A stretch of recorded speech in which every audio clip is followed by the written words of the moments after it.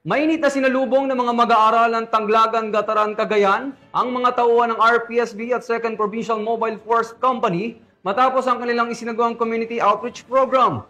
Ang magandang balita ay atid ni Patrolwoman Lini Lorenzo.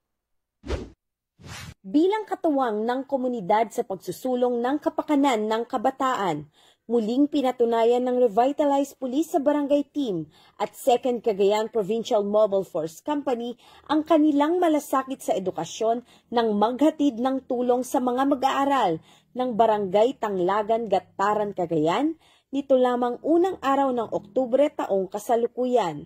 Sa kanilang maikling pananatili ng mahigit 2 buwan, agad na natukoy ng RPSB team ang isa sa mga pangunahing suliranin ng barangay, ang sira at lumang bubong ng daycare center na nagsisilbing hadlang sa tuloy-tuloy na pag-aaral ng mga bata, lalo na kapag umuulan.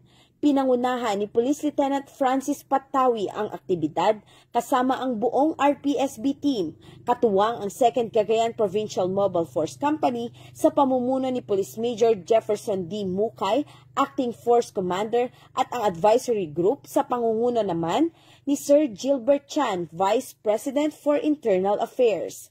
Sa kanilang pagbisita, personal nilang iniabot ang mga school supplies para sa 36 na mga mag-aaral, isang wall fan at isang 32-inch smart LED TV na magagamit ng guro at mag-aaral upang higit pang mapabuti ang kalidad ng pagkatuto sa loob ng silid-aralan. Ang nasabing aktibidad ay bahagi ng Adopt a School project ng RPSB na naglalayong hindi lamang maghatid ng paunang suporta kundi magsilbing simula ng mas matibay na ugnayan para sa ikabubuti ng edukasyon sa komunidad.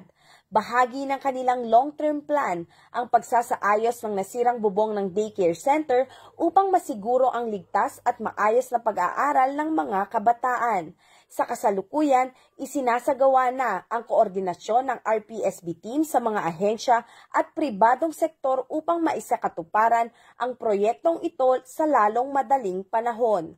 Patuloy ang RPSB team at 2nd Cagayan PMFC sa pakikipag-ugnayan sa iba't ibang ahensya at stakeholders upang mas matugunan ang mga pangunahing pangangailangan ng barangay sa loob ng 6 na buwang deployment.